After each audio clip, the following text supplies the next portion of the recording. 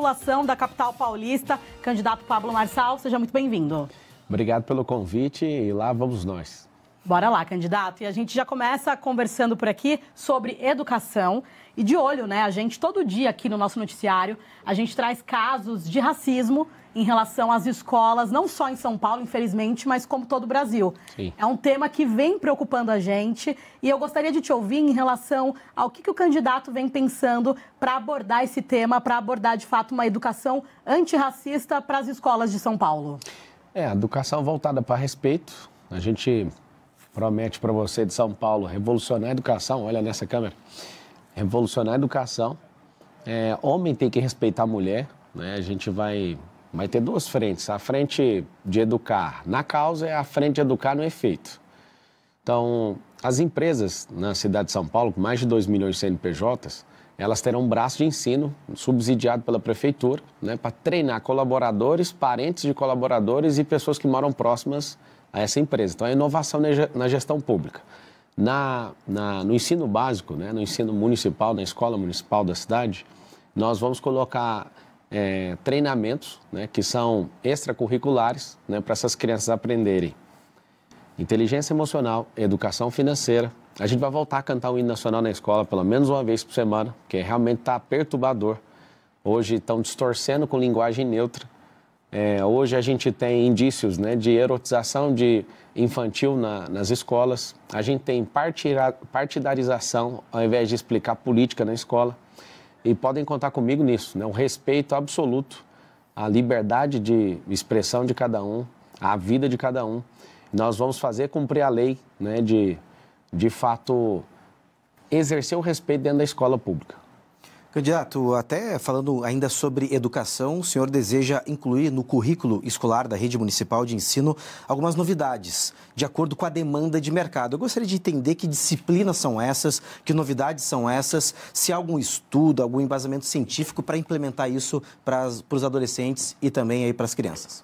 A gente vai transformar a escola de São Paulo numa escola olímpica. O que significa isso? Estuda num período, treina no outro. A criança e a adolescente vai escolher 3 esportes e aquele que ela tiver a maior vocação, ela vai seguir e em competições a gente vai financiar, né? Vai fazer investimentos no seu filho que seguir esse caminho. Qual que é a perspectiva? Até 2030, o governo nosso acaba em 2028. Aí você lembra do número 28 para você votar, senão você não vai ver uma educação diferente. A perspectiva é que 50% dos alunos tenham adesão a programas esportivos, porque o esporte molda caráter. Hoje tem 80 mil pessoas em situação de rua e você não acha esportista na situação de rua. Não tem. É raríssimo um caso desse. O que a gente precisa é porque a pessoa com esporte ela fica em alto rendimento, ela se alimenta melhor, ela não entra em briga, ela aprende a lutar, que é diferente de brigar, né? Muda completamente o comportamento. O que vai mudar também são as tecnologias, ensinar tecnologia, porque tem uma previsão de nos próximos 15, 20 anos, 300 profissões tradicionais deixarem de existir e a gente tem que treinar as pessoas na nossa cidade para que elas não fiquem sem emprego no futuro. Sobre educação financeira, na Europa, mais de 70% dos europeus investem. Nos Estados Unidos, mais de 50%. No Brasil, vergonhosamente, 2,8%, ou seja, não temos 3% da população investindo. Aí você fala, mas o que é isso? De fato, a maior proposta do nosso governo é mudança de mentalidade. E você imagina, ensinando o seu filho a ter o próprio negócio. Mas ele não quer, não tem problema, mas ele pelo menos sabe. Ensinando o seu filho a investir. Não, ele não quer, mas pelo menos ele sabe. Hoje, o ensino público, a gente gasta 25 bilhões de reais na cidade e a maioria das crianças chegam no final ali, já não são mais crianças, mas no final da adolescência, quando terminam a carreira escolar, eles não sabem, 90%, não sabem fazer matemática básica. A gente tem um problema muito grave. Aqui no meu gesso, que eu estou recuperando o dedo aqui pela cadeirada que o Datena deu, tem um garoto lá do Morro Doce, ele foi escrever Morro Doce, ele tem 11 anos, e ele não soube escrever Morro Doce. Isso partiu meu coração. Eu estava ontem em Perus, aí o Isaac escreveu aqui, aí o Rian, eu falei para ele, escreve aqui Morro Doce. Ele escreveu MOURRO. Isso porque eu ditei depois do U.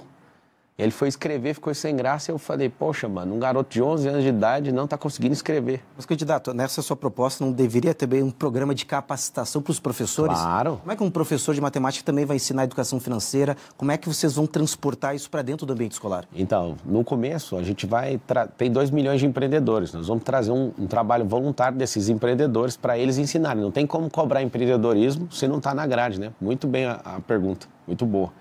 Então, naquilo que eles ainda não têm na grade deles, a gente vai fazer essa reciclagem, eles vão participar disso junto, nós vamos trazer gente para ensinar na rede pública. Eu tenho rede de escola privada, eu tenho uma vontade de fazer, eu faço isso nas escolas, né, de mandar executivos, de ir lá explicar sobre esses assuntos que são extra. Tem alguns governantes nos Estados Unidos que fazem isso também, visitam bastante a escola. A escola é o lugar onde a gente está treinando o cidadão para o futuro. E, candidato, agora falando de um outro tema também, que a gente infelizmente traz todos os dias no nosso noticiário, que é em relação aos casos de feminicídio.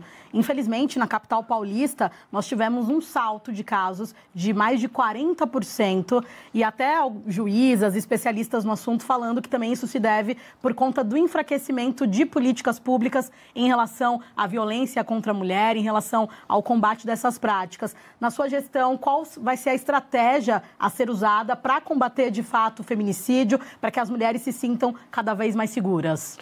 É uma inovação, de novo, na gestão pública, a gente implementar um aplicativo, né? Quando uma mulher se sentir ameaçada, ela cadastra ali, além de cadastrar o boletim de ocorrência, cadastrar ali e, claro, né, tem que fechar essa parceria com o governo do estado para que essa pessoa, né, ela seja incluída nesse aplicativo. Chegou perto, né, com distância próxima à mulher, porque a gente descobriu que 70% dos casos, mesmo depois de registrado, a mulher ainda sofre ameaça ou sofre qualquer tipo de violência e acaba morrendo. Mesmo com medida protetiva, Sim, né? É por isso que tem que usar a tecnologia, porque a gente não vai, como Estado, como Prefeitura, Governo ou União, a gente não vai conseguir repelir a pessoa, mas a tecnologia vai. Então, a gente vai implementar isso. Uma segunda coisa que não tem na gestão pública, eu nunca vi, tá? Nós vamos fazer um treinamento com todos os homens da cidade. Eu, na minha vida privada, gosto muito disso, de ensinar homens a respeitar suas mulheres, suas esposas, suas filhas. Inclusive, no meu Instagram tem um vídeo que a minha equipe resgatou de uma pescaria, está lá postado agora, eu tratando sobre isso, né? O Instagram é Pablo Marcal por SP, é meu Instagram reserva. Se você puder entrar, você vai assistir um vídeo onde eu falo disso, né? Da forma que os homens devem tratar as mulheres, tanto suas mães, como sua esposa, sua irmã, sua filha, ou seja, nós precisamos de ter esse respeito e nós vamos, inclusive, tratar desse respeito, porque isso aí é falta de civilidade.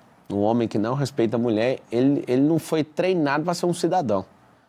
E, lamentavelmente, a gente vê o crescer desse tipo de crime, porque o homem realmente não aprendeu a respeitar e nós vamos ensinar, nós vamos reciclar a mentalidade desses homens nessa cidade.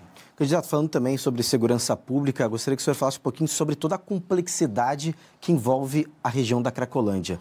Tem ali no meio usuários que precisam de acolhimento, há traficantes, onde o crime precisa ser combatido. Gostaria de saber se o senhor tem algum plano aí para, de fato, acolher quem precisa, para combater o crime e o que fazer, de fato, com essa região que cada vez está se pulverizando em outras regiões aqui da capital. Sim, para você que está assistindo, a Secretaria de Assistência para esses assuntos tem 2,6 bilhões de destinação em reais todo ano e 1 bilhão é exclusivamente dedicado para tirar essas pessoas da situação de rua. O que está acontecendo? Cresceu 23% em relação a dezembro do ano passado. Hoje, dados oficiais, tem mais de 80 mil pessoas em situação de rua, né? Parece a Zumbilândia aqui. O que eles fizeram para amenizar? Saíram esparramando na Cracolândia. E um dos maiores problemas que tem na Cracolândia hoje é o álcool, é a Alcolândia. Tem abrigos, tem vagas nos abrigos, mas não tem disposição política. Aí eu quero saber qual que é o interesse, né, de alguém que não quer resolver o problema. Porque primeiro a situação é de rua, depois é de abrigo e depois é de emprego. Tem uma lei aqui em São Paulo que fala sobre destinar 30% da merenda escolar vindo de agricultura familiar. E hoje não é cumprido nem 5%. Qual que é a lógica? Os empregos que as pessoas conseguem entrar rapidamente sem qualificação ou com rápida qualificação é de bares e restaurantes, porque o maior empregador de pessoas que saíram da situação de rua são bares e restaurantes e agricultura familiar. Da gente, de fato, levar essas pessoas. E o que é o empecilho? Eu, inclusive, quiser ver no meu Instagram, entra aí no Instagram, Pablo Marcalvo por SP, eu tenho um momento que eu vou conversar com o morador de rua para levar ele para o abrigo. Até acabo orando com ele ali e dou toda a atenção. E eu falo para ele, né, por que você está na rua? Ele fala, né, que puxou 11 anos de cadeia por homicídio. E ele está lá destruído. Eu falei para ele assim, olha, eu te perdoo como sociedade, dá para recomeçar. E, cara, é bem emocionante, sabe, o vídeo, mexeu muito comigo. Só que aí o Sabará, que já tirou 3.500 pessoas da situação de rua e foi secretário da prefeitura e do governo do estado, ele tirou dando emprego. Ele falou que o método é o seguinte, chega com um cardápio, fala, ó, o que você gostaria de trabalhar? O que você gostaria de fazer? Primeiro tem que identificar por que ele foi parar lá. E ele me contou que a média para conseguir convencer uma pessoa para ir para o estágio 2 é 7 intervenções. E aí ele viu eu falando com o cara, falei, não, vou levar ele. Ele falou assim, fica tranquilo, tem gente que leva 20 intervenções, porque a média é 7. Então, você tem que continuar fazendo isso. E aí que está o detalhe. Qual que é a diferencial do nosso governo, você votando no 28? Se tem 80 mil pessoas, nós vamos levantar, porque tem dinheiro para isso. O dinheiro está sendo aplicado errado. Tem ONG chamada A Craco Resiste. A ONG foi criada para dar seringa e cachimbo e fazer com que dê a manutenção desse povo na rua. Ou seja, estão invertendo a lógica das coisas, gastando dinheiro e aumentando o povo na rua. Então virou meio que um mercado dentro do orçamento de São Paulo. O que a gente propõe?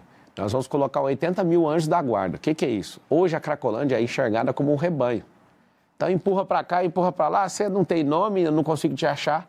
Agora com o anjo da guarda a pessoa vai ficar, né, por um período de 90 dias com essa pessoa e depois vai trocar esse anjo, mas vai ter personalização. Se eu trato com personalidade isso, com personalização, melhor dizendo, essa pessoa vai se sentir amada e vai ver que tem alguém todo dia vindo atrás dela, vindo cobrar ela, vamos mudar de vida. Agora, tratar como um rebanho, não, porque a pessoa vira as costas e ninguém sabe quem ela é mais, onde ela está. Segundo o caso que eu peguei lá e eu conversei, a pessoa é de Moçambique. E eu perguntei, o que você está fazendo aqui? Cadê sua família? Ele está em Moçambique. Ele mas eu perdi meu passaporte. Ou seja, se tiver um anjo da guarda ali, uma pessoa que vai ficar empenhada por 90 dias em cuidar, você acha que não dá para tirar o passaporte, conseguir fundos para mandar essa pessoa de volta? Mas esse anjo da guarda, ele vai ter que se cadastrar, passar por uma capacitação? Sim. Vai ser selecionado pela própria prefeitura? Prefeitura. Como é que vai funcionar esse monitoramento? Pode usar as ONGs, tem muita ONG querendo ajudar. Hoje, o ideal é as doações e questão de comidas fica no abrigo. Só que aí as pessoas não estão querendo ir para o abrigo, aí fica tudo na rua, né? As pessoas jogadas numa situação. Eu não vou ficar acomodado nenhum dia como prefeito dessa cidade. Eu proponho resolver isso dentro desse mandato. Tem como resolver. Não só Cracolândia, mas fila de exame, né? Que eu proponho fazer isso em 18 semanas. As filas de exame são 447 mil pessoas nessa fila. Eu falo para você que tem que ter disposição. Não pode ter companheirada, não pode ter loteamento de prefeitura. Eu chego até aqui sem gastar R$1 de dinheiro público, sem tempo de TV, eu até agradeço o tempo aqui na TV, sem rádio, sem padrinho político, sem ter entregado nenhum cargo para ninguém. Não estou devendo nada a não ser para você, que é o povo. Por isso eu te peço, eleja o primeiro prefeito da história de São Paulo sem usar dinheiro público. Os 4 que estão na frente, os 5, excluindo a minha pessoa, estão gastando mais de 100 milhões de reais, ou seja, estão gastando o nosso dinheiro para ver se consegue fazer propaganda enganosa, para ver se toma seu voto, com tanto marqueteiro multimilionário no dia 6 de outubro. Vote no 28. E, candidato, falando um pouquinho mais ainda sobre segurança pública e até trazendo os dados recentes por aqui, um estudo mostrou que um carro é roubado ou furtado a cada 5 minutos na cidade de São Paulo. E o bairro do Tatuapé, na Zona Leste, está figurando ali a primeira posição e depois vem com um bairro da região sul, mas ainda tem mais 6 bairros da Zona Leste. Qual que é a estratégia para a gente diminuir esse número, para a gente trazer mais segurança de fato, olhando até para a questão da Zona Leste? Anticrime. No nosso plano de governo, 1º de janeiro começa um jejum de crime na cidade de São Paulo. Nós vamos envolver o governo do estado e o governo federal e nós vamos para as ruas, nós vamos colocar capacidade máxima na operação delegada, que é comprar os momentos onde os policiais acabam vendendo nas folgas, vendendo para a iniciativa privada. Já tem essa operação, nós vamos fazer o possível para colocar os policiais militares, colocar os policiais civis e gente da reserva também, policiais da reserva. Para quê? Para que a sensação de segurança impere a partir de 1º de janeiro. Mas a grande novidade vai ser as câmeras, né, com análise preditiva, qual que é a nossa intenção? Nossa intenção não é encarcerar. A nossa intenção é fazer com que o bandido olhe e fale, ó, eu vou ter 2 opções. Com os 2 milhões de empregos que nós vamos gerar, ou eu vou pegar um emprego desse, ou então vou ter que ir para outra cidade para exercer essa profissão. Não vai ter como ser do jeito que está. Como que é esse negócio das câmeras? Pra você ter uma noção, não adianta ter milhares de câmeras se elas não forem inteligentes. Se você tiver câmera inteligente, o que é uma câmera inteligente? Com análise preditiva e inteligência artificial, que já roda em vários lugares. Existe um pré-crime onde todo tipo de furto, de roubo de celular, de carro, de gente, esse roubo ele é cadastrado e aí existe um comportamento antes do crime.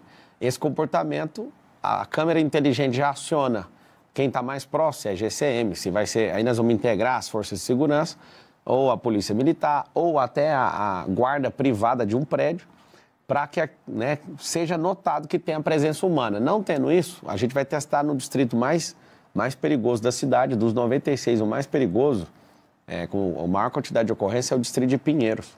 Então, nós vamos colocar abordagem também com drones, que ficam interligados a isso. Então, a pessoa vai ter uma sensação absurda de, peraí, aqui não dá para fazer isso mais. Então, esses roubos, a gente também tem que, com parceria com o Estado e com a Polícia Militar e Civil, ir atrás de desmanche, saber para onde está indo. Nós precisamos tratar a causa, o gerador de receita da bandidagem é falta de emprego e educação errada. O efeito, para onde está indo isso? Nós vamos tratar isso, que se você não rastrear para onde o celular vai, igual a Cracolândia, se você não frenar a entrada, que é a questão das pessoas servirem droga lá, não tem como resolver. Então, vamos tratar causa e efeito, mas de verdade, votando no 28, nós vamos resolver isso aí.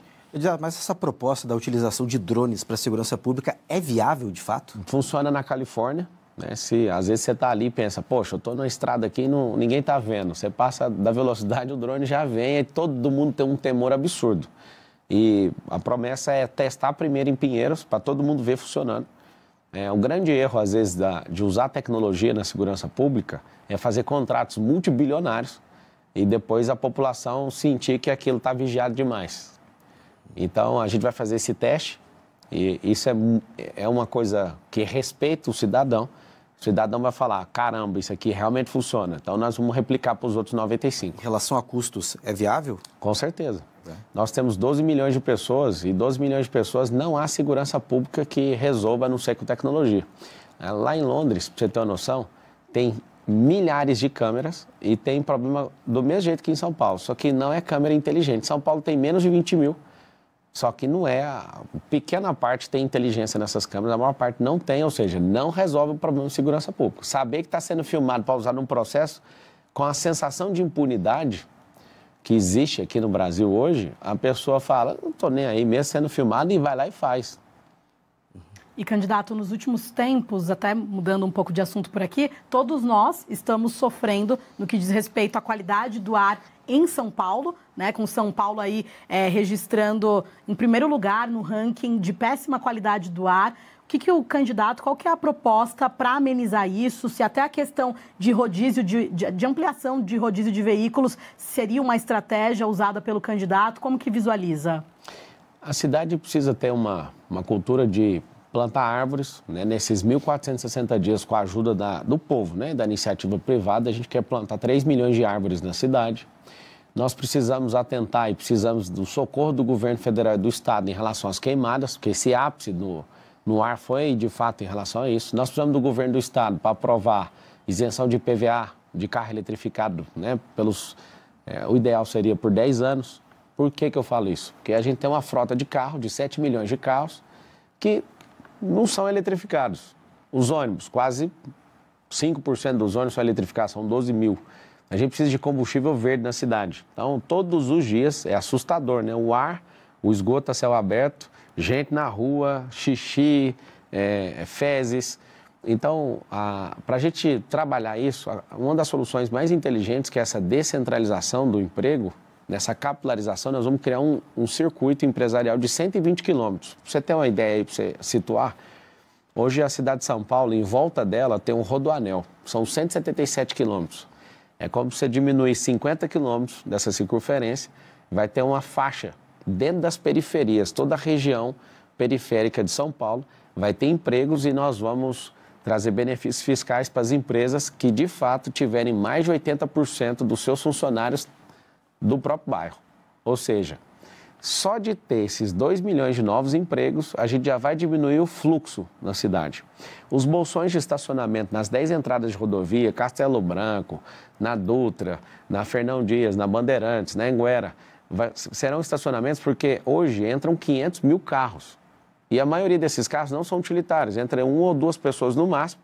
Essas pessoas vão parar nesses bolsões e dali vai sair transporte tanto por ônibus como por teleférico, num segundo momento, para que integre a rede de transporte. Isso vai ficar mais barato para a pessoa, menos estressante e vai melhorar a mobilidade. Vão colocar faixa de via expressa controlada por tecnologia, que vai poder ir um pouco mais rápido à esquerda de quem tiver 2 ou mais pessoas dentro do carro, tem que ter, igual funciona muito bem na França e na Europa. Nós vamos colocar a questão que já funciona nos Estados Unidos, que é o giro de quadra com sinal vermelho. Vamos ter que passar uma educação e uma conscientização em relação a isso, porque não ensinou na escola. O povo americano respeita muito o pare aqui. A gente nem sabe que tem pare na rua. Até desculpa te interromper, que a gente está com o tempo bem apertado. A sabatina acabou correndo bastante rápida, mas vou pegando um gancho na sua resposta para te perguntar sobre aquele projeto que o senhor chegou a falar sobre a construção de teleféricos nas periferias para melhorar a mobilidade urbana, né? Principalmente para quem mora nas extremidades da capital. Esse projeto ainda está de pé? Como é que o senhor vai viabilizar? Se há algum estudo ambiental, geográfico, de infraestrutura para que consiga aplicar esses 4 anos de governo? Sim, tem em Orlando, tem em Barcelona, tem em Medellín, tem em Bogotá, tem aqui no Brasil já tem em Balneário Camboriú. O do alemão não está funcionando lá por questão de gestão, ou seja, dependendo do terreno dá para usar. Os governantes não gostam desse tipo de transporte porque ele não tem placa para levar multa, né? Mas ele não para nas esquinas, ele é o transporte mais seguro do mundo. A gente que tem o trânsito mais violento do país, espere o transporte mais seguro do mundo, que é elevador na horizontal. Ele vai de 18 a 22 km por hora e vai numa constância. E esse projeto é para as periferias, que elas não têm investimento do Estado. Inclusive no meu Instagram eu postei agora há pouco, mostrando como que vai funcionar isso. Você pode entrar em Pablo Marcal por SP no Instagram. Depois eu vou abrir uma caixa de perguntas aqui e já vou responder para você, né, que está acompanhando. E é 100% viável, vai ser parceria público-privada. E a intenção é que as pessoas que moram nesse lugar não paguem. E a gente quer transformar as comunidades, aí está no nosso plano de governo, Comunidade Forte, a gente quer transformar essa comunidade num centro de empreendedorismo, num centro olímpico, gastronômico, hoteleiro e fazer com que a cultura de cada uma dessas quebradas sejam de fato divulgadas para que as pessoas usem. Todo mundo vai querer usar e todo mundo vai querer entrar nas comunidades para abençoar vocês. Beleza, candidato. A gente está chegando aqui na etapa final, a gente tem mais 1 minutinho para suas considerações finais. Obrigado à Band News, né, pela nobreza, uma sabatina de alto nível, de verdade mesmo. Eu tenho sido muito atacado por parte da imprensa e eu fico assim indignado do que eu fiz para ser tratado assim. Hoje eu fiquei entusiasmado de ser entrevistado por vocês, de verdade. Obrigado pelo respeito. Eu peço para você, se quer viver do jeito que está, você já sabe, já tem um vereador aí no comando. Se você quiser fazer o caos nessa cidade, você já sabe em quem você tem que votar. Você quer diferença, você não precisa gostar de mim. Mas eu sou o único que carrega essa cidade para o futuro. Eu tenho certeza e o único que pode fazer você prosperar. Então eu peço para você, e deixo bem claro, eu não vou te decepcionar. Eu sou um servo dessa cidade e eu quero levar São Paulo de volta para o futuro e fazer a mentalidade do nosso povo mudar a ponto de, até 2050, a nossa nação ser a mais próspera da Terra. E São Paulo conseguindo, nesses próximos 4 anos, o Brasil inteiro vai copiar. Volta no 28 e faz o e-mail. Obrigado. Obrigada, candidato. A gente ainda tem mais 30 segundinhos para ser justo, né, com o tempo que a gente também já compartilhou com outros candidatos por aqui. E bem rapidinho, alguma mudança na estratégia agora, reta final de eleição? Na verdade, é ir para a rua, né, ver o povo. Né, eu estou transtornado de ver o tanto de gente fazendo M. Eu quero falar para você, não tenha vergonha. Nós vamos vencer no primeiro turno. Eu peço para você colocar seu coração empenhado nisso. É nós contra eles. É só a gente, Deus e o povo, e nós vamos vencer. Deus abençoe vocês.